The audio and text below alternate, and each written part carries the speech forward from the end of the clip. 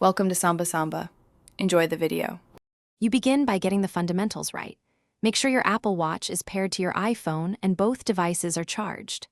Once done, open the iPhone App Store and update Strava, then open iPhone settings to confirm health permissions so Strava can read workouts.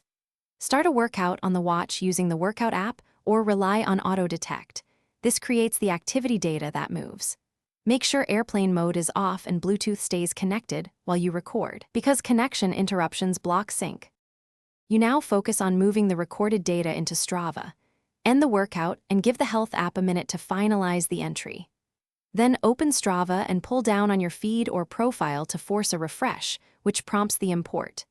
If the activity does not appear, go into iPhone settings, tap Health, then Data Access and Options, and confirm Strava has permission to read workouts, active energy, and heart rate. Rebooting the iPhone and watch can clear stalled sync processes. You finish by ensuring the activity shows correctly. Check Strava for heart rate, GPS, and duration. Make sure Strava has always location access so background uploads happen. This preserves GPS data. If Strava still lacks the workout, export the activity from the health app or use a third-party tool to convert and upload a FIT/TCX file as a fallback. If problems persist, restart both devices and reinstall Strava. Finally, contact Strava support with the activity time. Thanks for watching. Consider subscribing if we helped you.